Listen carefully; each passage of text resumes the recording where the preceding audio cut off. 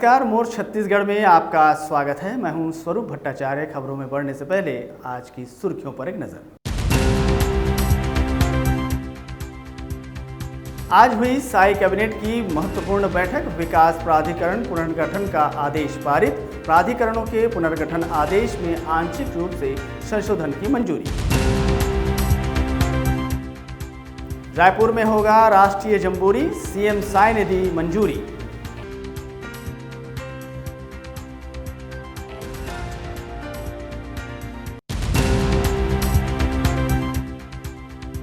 दुर्ग central jail में कैदी की मौत। परिजनों ने जेल प्रबंधन पर लगाया हत्या का आरोप।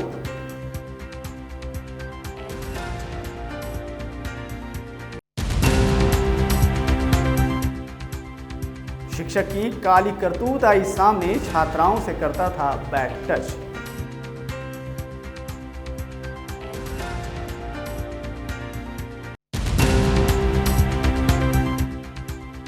पशुओं की मौत पर प्रशासन हुआ सख्त। अज्ञात पशु मालिकों पर हुआ मामला दर्ज। पशु खुला न छोड़ना, एसपी ने की अपील।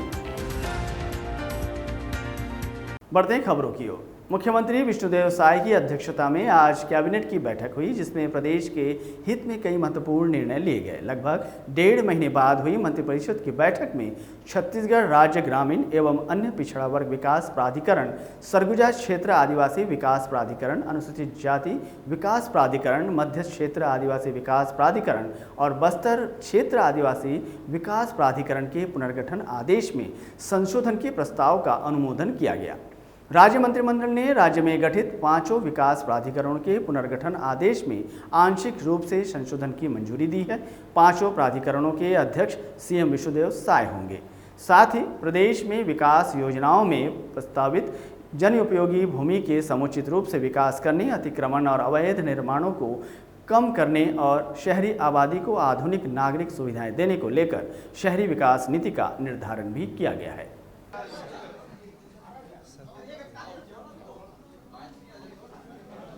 नक्सली हिंसा की वजह से अपने परिजनों को खोने वाले, अपाहिज होने वाले छत्तीसगढ़ के पीड़ितों से गृह मंत्री अमित शाह ने नई दिल्ली में मुलाकात की। इस दौरान उन्होंने नक्सली हिंसा के साथ विचारधारा को जड़ से उखाड़ फेंकने के सरकार के संकल्प को दोहराया। केंद्रीय गृह मंत्री अमित शाह ने कहा कि मैं आपको विश्वास दिलाता हूं कि उससे पहले नक्सलवाद को खत्म कर दिया जाएगा। मैं नक्सलियों से अपील भी करता हूं कि वे कानून के सामने आत्मसमर्पण करें, अपने हथियार को छोड़ दे। मेरे ननद एक साथ खत्म हो गई। भारत स्काउट एंड गाइड का राष्ट्रीय जम्बूरी का आयोजन छत्तीसगढ़ में किया जाएगा। यह जानकारी इस संस्था के राज्य अध्यक्ष और सांसद बृजमोहन अग्रवाल ने दी है। आपको बता दें कि भारत स्काउट एंड गाइड के राष्ट्रीय मुख्य आयुक्त के खंडेलवाल आज छत्तीसगढ़ के दौरे पर थे। इस दौरान उनके नेतृत्व में एक प्रतिनिधिमंडल ने छत्तीसगढ़ स्काउट एंड गाइड के राज्य अध्यक्ष सांसद बृजमोहन अग्रवाल से मुलाकात कर अगले साल नवंबर 2025 में छत्तीसगढ़ में राष्ट्रीय जम्बूरी करने की मांग की है, जिसको बृजमोहन अग्रवाल ने हरी झंडी दिखा दी। उसके बाद सांसद बृजमोहन अग्रवाल के नेतृत्व में प्रतिनिधिमंडल ने मुख्यमंत्री विष्णुदेव साय से मुलाकात कर उन्हें विस्तृत रिपोर्ट सौंपी, जिसे मुख्यमंत्री ने स्वीकार कर लिया और नवंबर 2025 में छत्तीसगढ़ में जम्बूरी के आयोजन की मंजूरी भी दे दी।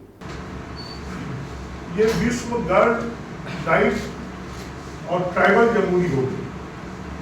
इसमें बड़ी संख्या में देश भर से और छत्तीसगढ़ के ट्राइबल भी पार्टिसिपेट करेंगे। एक तरफ प्रदेश सरकार मुख्यमंत्री स्कूल जतन योजना के तहत स्कूल भवनों की मरम्मत और नए अतिरिक्त कक्ष निर्माण के लिए करोड़ों रुपए फंड आवंटित कर रही है, वहीं पत्थलगांव विकासखंड मुख्यालय से सटे झक्कड़पुर के जंगलपारा प्राथमिक शाला भवन को जर्जर हालात में आए 4 साल हो गए हैं, लेकिन कोई इसकी सुध नहीं ले रहा है। यहाँ के शिक्षक भी भवन मरम्मत के लिए अधिकारियों से गुहार लगाकर अब थक चुके हैं। आखिरकार इस भवन का उपयोग करना खतरनाक हो गया है, तो शिक्षकों ने इस भवन का इस्तेमाल करना ही छोड़ दिया। पिछले 4 वर्षों से अपनी निजी राशि से किराए का भवन लेकर बच्चों को कक्षा 1 से लेकर 5वीं तक की पढ़ाई करा रहे हैं। आपको बता दें कि शासकीय प्राथमिक शाला भवन की न सिर्फ दीवारों में दरारें हैं, बल्कि उसके छज्जे का प्लास्टर भी गिरना शुरू हो चुका है। हालांकि स्कूल में बच्चों के लिए टेबल कुर्सी से लेकर सभी व्यवस्था मौजूद थी, लेकिन समय के साथ स्कूल जर्जर होता चला गया। वहीं बारिश में पूरे भवन में पानी पानी टपकने से भवन की हालात बद से बदतर होती चली गई। हालांकि बीओ विनोद पैकरा ने स्कूल भवन के लिए प्रस्ताव बनाकर भेजे जाने की बात कही है। दलदल है स्कूल पूरा, इसीलिए बच्चे कहाँ पढ़ेंगे, कभी बना नहीं रहे हैं। तो बोले कि तेरे घर में ही पढ़ाएंगे, तो किराया बोले, किराया देते हैं कहीं धीरे धीरे 2000 देते हैं। का स्कूल जर्जर हो गया है, बैठने के लिए नहीं बनता है, पानी गिरता है तो पानी चूहता। स्कूल की स्थिति अति जर्जर है, जहां बच्चों को बैठा के शिक्षा देना संभव नहीं हो पा रहे हैं।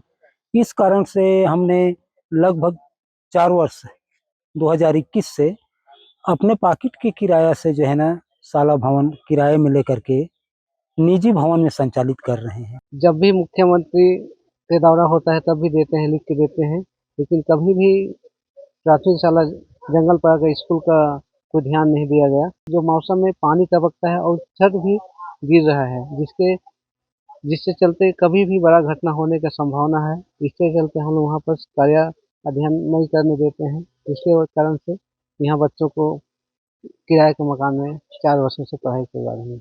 ये शासकीय प्राथमिक विद्यालय जंगलपाड़ा है, उसमें काफ़ी जर्जर भवन है। जर्जर भवन है तो वहाँ पे क्लास लगाया नहीं जा रहा है, तो क्लास तो किसी किराए के मकान में लगाया जा रहा है और इसके लिए एस्टीमेट बनवा के हम लोग भेज दिए हैं जिला कार्यालय को। जैसे स्वीकृत हो जाती है तब निर्माणाधीन चालू हो जाएगा।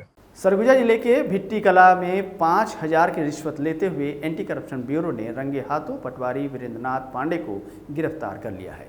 दरअसल अंबिकापुर शहर से लगे गांव मिट्टी कला के रहने वाले डोमन राम राजवाड़े के पिता का साल 2024 में देहांत हो गया था। देहांत होने के बाद 4 भाइयों की जमीन का नामांतरण होना था, लेकिन पटवारी द्वारा नामांतरण करने के लिए 5000 रिश्वत की राशि मांगी गई थी, जिसके बाद पीड़ित ने इसकी शिकायत एंटी करप्शन ब्यूरो से की, जहां एंटी करप्शन ब्यूरो की टीम ने भिट्टी कला गाँव पहुँचकर 5000 की रिश्वत लेते हुए रंगे हाथों पटवारी वीरेंद्रनाथ पांडे को गिरफ्तार कर लिया है और आगे की जाँच की जा रही है।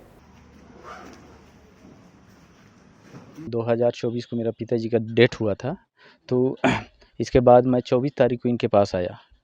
उन्होंने बोला कि 5000 पैसा लगेगा, तो मैं बोला कि पैसा फौती नामांतरण कर थोड़ी लगता है, तो बोला नहीं लगेगा। तो मैं बोला कि ठीक है। इसके बाद मैं एंटी करप्शन ब्यूरो के सहयोग में गया, फिर आज का टाइम रखे थे, उसमें कार्रवाई हुआ। पैसे लेते रंगे हाथ पकड़े? हाँ, रंगे हाथ पकड़ा गया है। दुर्ग केंद्रीय जेल में एक विचाराधीन कैदी की संदिग्ध मौत हो गई है, जिससे जेल प्रशासन में हड़कंप मच गया। जानकारी के अनुसार गांजा बेचने के मामले में एनडीपीएस एक्ट के तहत युवक सुंदरलाल जाल को पाटन थाना पुलिस ने 2 साल पहले गिरफ्तार किया था, जिसकी आज दुर्ग सेंट्रल जेल में अचानक मौत हो गई है। मृतक के परिजनों ने मामले में जांच की मांग करते हुए जेल प्रबंधन पर हत्या का आरोप लगाया। वहीं मामले में जेल प्रबंधन ने बताया कि कैदी की स्वाभाविक मौत हुई है। जेल अधीक्षक ने परिजनों को बताया कि सुंदर जाल के अचेत होकर गिरने के कारण उसे अस्पताल ले जाया गया, जहां डॉक्टर ने उसे मृत घोषित कर दिया। यह प्रदेश का दूसरा मामला था। प्रदेश में कवर्धा में भी ऐसे ही एक मामला आया है, जिस पर राजनीति काफी गर्मा गई है। पूरी डिटेल जाननी है, जिसको लेकर परिजन इस वक्त यहाँ मौजूद है और पुलिस। तो सर ऐसा लग रहा है कि कुछ ना कुछ अंदर की घटना है, ना कुछ प्रशासन बता पा रही ना कुछ बता पा रही। ये दूसरी घटना है जो कि मैं ये लग रहा है सर, ना हमको कुछ चीज़ को बताया जा रहा है, ना कोई शासन दे जो अधिकारी है जो अभी तक मौजूद नहीं है यहाँ पे। तो अभी तक हम लोग को ये पूरा जानकारी मतलब आज सुबह मिला है कि जो लड़का है हमारा इंद्रजीत जाल, जो करीब सुंदर जाल करीब 2 साल से करीब जेल में था, किसी वजह से अपना कारावास काट रहा था।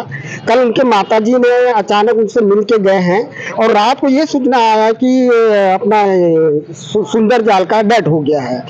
हाँ, पूरा मामला है कि वो कैदी जो है उसका नाम है सुंदरजीत, जो एनडीपीएस एक्ट के मामले में थाना पाटन के अपराध से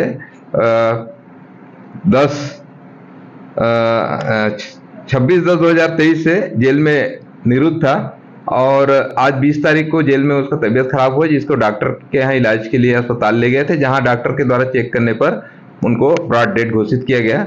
उसके बाद उसको फिर कोतवाली थाना में सूचना दिए, तो जहां से 0 पे मर कायम किया गया और फिर डेड बॉडी का पंचनामा हेतु थाना पद्मनाभपुर से स्टाफ गया हुआ है। अवैध शराब की तस्करी पर रोक लगाने को लेकर बस्तर पुलिस के द्वारा लगातार कार्रवाई की जा रही है। इसी कड़ी में फिर एक बार अवैध शराब तस्करी पर बस्तर पुलिस को कार्रवाई करने में सफलता मिली है। भानपुरी पुलिस से मिली सूचना के आधार पर भानपुरी से गुड़ा गांव के मेन रोड पर संदिग्ध कार को घेराबंदी कर रोका गया और कार की तलाशी ली गई। तलाशी में कार से उड़ीसा के अंग्रेजी शराब की 9 पेटी जब्त की गई है, जो कि लगभग इसकी कीमत 85 लीटर बताई जा रही है और पुलिस ने आरोपियों को गिरफ्तार कर लिया है और आगे की कार्रवाई की जा रही है। पुलिस ने एमसीपी के दौरान कुंवर दीवान और महेंद्र राठौर, जो कि मुंडा गांव बाजारपारा भानपुरी के रहने वाले हैं, इनके कब्जे से उड़ीसा से छत्तीसगढ़ में बेचने की फिराक से ला रहे 9 पेटी शराब को जब्त किया है। इनके द्वारा जब्त किया गया जो शराब है उसको बाजारू कीमत लगभग 40,000 है और कुल 85 लीटर शराब पुलिस के द्वारा इनसे जब्त किया गया है। साथ ही साथ में एक वाहन स्विफ्ट डिजायर और मोबाइल भी जब्त किया गया है। इस प्रकार पूरे प्रकरण में भानपुरी पुलिस ने 34(2) आबकारी एक्ट के तहत अपराध पंजीबद्ध कर दोनों आरोपी। ब्रेक के बाद एक बार फिर आपका स्वागत है। कोरिया जिले की सिटी कोतवाली बैकुंठपुर पुलिस ने बड़ी कार्रवाई करते हुए करोड़ों के गबन में शामिल 4 आरोपियों को गिरफ्तार कर लिया है। स्पंदन स्फूर्ति घोटाले मामले में 24 घंटे के अंदर 1 करोड़ 63 लाख की ठगी के मास्टरमाइंड को भी पुलिस ने धर दबोचा है। जानकारी के अनुसार स्पंदन स्फूर्ति फाइनेंशियल लिमिटेड बैकुंठपुर के शाखा प्रबंधक संजू कुमार तिर्की द्वारा बैकुंठपुर कोतवाली में पूर्व शाखा प्रबंधक दिलकश कादरी तथा 2 अन्य व्यक्तियों के खिलाफ धोखाधड़ी और गबन की शिकायत दर्ज कराई थी। शिकायत के मुताबिक आरोपियों के द्वारा महिला हितग्राही लोन के नाम पर 1 करोड़ 63 लाख 81 हजार रुपये का गबन किया गया। वहीं पुलिस ने जांच के दौरान यह पाया कि स्पंदन स्फूर्ति फाइनेंशियल लिमिटेड शाखा बैकुंठपुर में पूर्व शाखा प्रबंधक ने बिना अपने उच्च अधिकारियों के सूचित किए बिना 391 महिलाओं का लोन स्वीकृत कर दिया, जिसमें सहयोगी सुनील साहू, नीलकमल राय ने गांव-गांव जाकर नए बैंक खाते खुलवाए और सभी से यह वादा किया कि दोना पत्तल की फैक्ट्री खुलने पर उन्हें रोजगार दिया जाएगा। इन सभी से उनके आरटीजीएस फॉर्म पर हस्ताक्षर कराकर उनकी लोन राशि को षड्यंत्रपूर्वक अपने खातों में हस्तांतरित भी कर लिया गया। लोन राशि अक्टूबर 2023 से मई 2024 के बीच स्वीकृत की गई और किसी भी हितग्राही को यह राशि उनके खाते में प्राप्त नहीं हुई। तारीख को प्रार्थी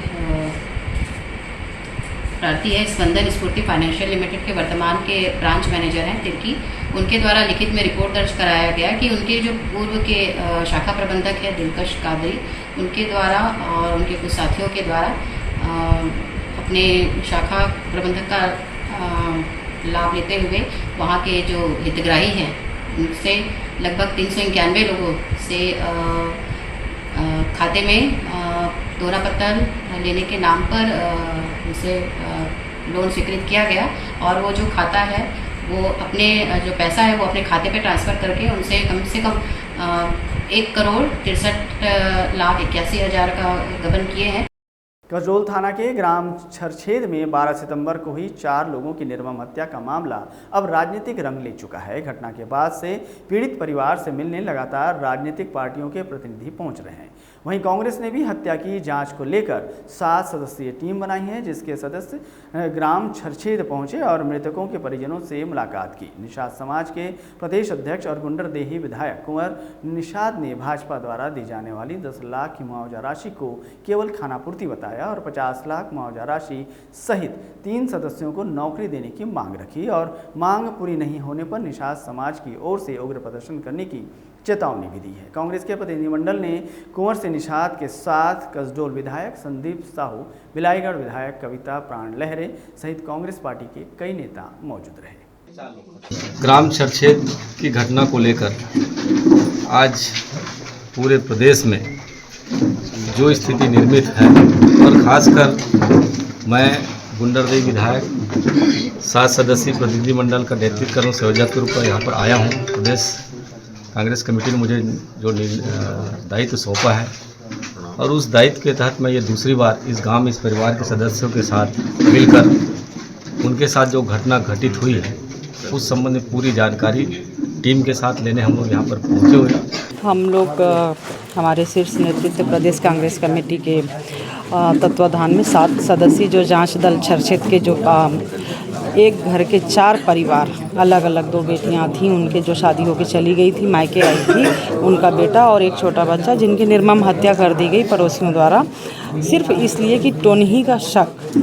जहां एक तरफ शिक्षक को गुरु और भगवान का दर्जा दिया जाता है, वहीं एक कलयुगी शिक्षक ने फिर एक बार शिक्षा और शिक्षकों के नाम को ही कलंकित कर दिया है। दरअसल पूरा मामला कसडोल थाना क्षेत्र के एकलव्य आवासीय स्कूल का है, जहां एक स्कूली छात्रा ने लाइब्रेरियन के पद पर पदस्थ संजय पटेल द्वारा अश्लील बातें सहित बैड टच का आरोप लगाया गया। शिक्षक की काली करतूत का मामला तब सामने आया जब स्कूल के प्रिंसिपल ने छात्रा को स्कूल नहीं आने का कारण पूछा और छात्रा ने मामले का उजागर किया, जिसके बाद तत्काल प्रिंसिपल ने पुलिस से शिकायत की और इसके बाद कसडोल पुलिस ने आरोपी शिक्षक को पूछताछ के लिए गिरफ्तार कर लिया। खान चौकी में एक रिपोर्ट दर्ज कराई गई प्रिंसिपल के द्वारा कि उनके जो एकलव्य है आवासीय परिसर, वहाँ पर एक बालिका के साथ छेड़छाड़ हुआ है, जिस पर से जो है तत्काल रिपोर्ट दर्ज की गई, FIR किया गया और आरोपी जो लाइब्रेरियन है उसको गिरफ्तार कर लिया गया है। अभी न्यायिक हिरासत में भेजा जाएगा। बच्चों ने हमें तब नहीं बताया कि ये है मामला। उनका कहना है कि सर हम जब तक कंफर्म नहीं थे तब तक हम किसी पर आरोप लगाना नहीं चाहते थे। जब उन्हें लगा कि कोई दिक्कतें हुई हैं या और अनहोनी हो सकती है, तब जाके उन्होंने सूचित किया। उसी दिन मैंने अपने वरिष्ठ अधिकारियों को लिखित पत्र में सबमिट किया जाके, तथा हमारे विद्यालय के जो प्रबंधन है उसके हिसाब से मैंने कार्रवाई की मांग की। बलौदाबाजार जिले के सुहेला थाना के मुताबिक बलौदाबाजार के हिरमी में ढाबा संचालक और टायर दुकानदार संजय पासवान के बीच शुक्रवार को झगड़ा हुआ। झगड़े में गंभीर रूप से घायल टायर दुकान संचालक संजय को रायपुर के मेकाहारा अस्पताल में भर्ती कराया गया, जहां इलाज के दौरान उसकी मौत हो गई। घटना की सूचना मिलने के बाद सुहेला पुलिस मर्ग कायम कर जांच में जुट गई है, लेकिन इस हत्या के बाद बलौदाबाजार में लगातार हो रही आपराधिक घटनाओं को लेकर पुलिस फिर एक बार सवालों के घेरे में आ गई। सुहेला थाना पुलिस को पेट्रोलिंग के दौरान सूचना मिली कि ग्रामफुंड बलरामपुर जिले के कुरंधा थाना क्षेत्र के भगवानपुर गांव में शराब के नशे में मामूली बात पर विवाद के बाद पति ने अपनी पत्नी की गला घोंटकर हत्या कर दी और शव को आरोपी ने अपने घर में ही 3 दिनों तक छुपाए रखा। आरोपी घर से दुर्गंध आने के बाद घटना का खुलासा हुआ। मामले में पुलिस जांच में पता चला कि 14 सितंबर की रात दोनों पति पत्नी साथ में शराब का सेवन किया और फिर दोनों के बीच जमकर कहासुनी हुई, जिसमें आरोपी ने अपनी पत्नी का गला घोंटकर उसे मौत के घाट उतार दिया। फिलहाल पुलिस ने आरोपी को गिरफ्तार कर न्यायिक रिमांड पर भेज दिया है। 3 दिन थी। कुरंधा थाने में एक सूचक ने सूचना दिया, ये पूरा मामला भगवानपुर गांव का है, कि एक व्यक्ति है जो जिसके घर में उसकी पत्नी मरी हुई है। उसकी सूचना पे थाने में मर्ग इंटीमेशन लिया गया और 100 पंचनामा PM करवाया गया। PM रिपोर्ट में होमिसाइडल आया, जिसके बेस पे अपराध कायम कर विवेचना में लिया गया और उसके पति से पूछताछ करने पे वह अपराध करना कबूल किया और उसके खिलाफ BNS की धारा 103 के तहत अपराध पंजीबद्ध कर विवेचना में लिया गया और उसको न्यायिक रिमांड पर भेज दिया गया। कोरिया जिले में 13 सितंबर को दुर्घटना हुई और पशुओं की मौत के बाद प्रशासन सख्त हो गया। वहीं कोरिया पुलिस विभाग ने पशु क्रूरता अधिनियम के तहत अज्ञात पशु मालिकों पर मामला दर्ज कर लिया है। साथ ही SP ने जिलेवासियों से पशुओं को खुला ना छोड़ने की अपील की है। आपको बता दें कि खरवत के पास 13 सितंबर को रेल ट्रैक पार करते समय अंबिकापुर अनूपपुर मेमू ट्रेन से कटकर 13 गायों की मौत हो गई थी।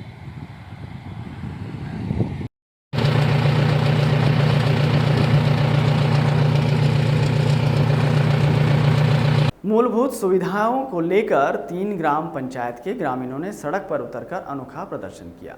ग्रामीणों ने कोरबा कलेक्टर अजित बंसल का फोटो हाथ में लेकर उनके फोटो के सामने अगरबत्ती घुमाकर जमकर नारेबाजी करते हुए अपनी मूलभूत सुविधाओं के लिए चौक पर चक्का जाम कर दिया, जिससे सड़क के दोनों ओर जाम की स्थिति बन गई। इसकी सूचना पाते ही कटघोरा पुलिस मौके पर पहुंची और पुलिस के द्वारा प्रदर्शनकारियों को मनाने की भरपूर कोशिश की गई, लेकिन ग्रामीण अपनी मांगों को लेकर अड़े रहे और आगे भी उग्र प्रदर्शन करने की चेतावनी भी दी है।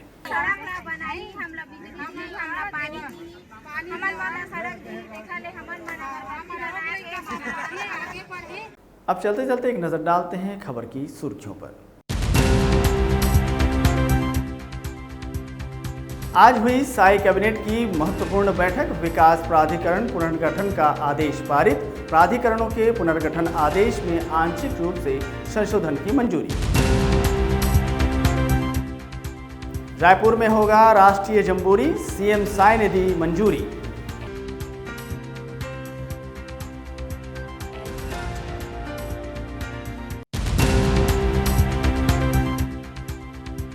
दुर्ग सेंट्रल जेल में कैदी की मौत। परिजनों ने जेल प्रबंधन पर लगाया हत्या का आरोप।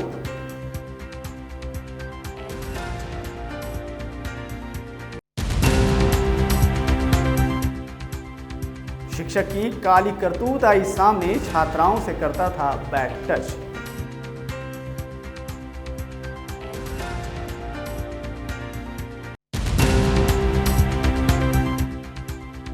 पशुओं की मौत पर प्रशासन हुआ सख्त। अज्ञात पशु मालिकों पर हुआ मामला दर्ज।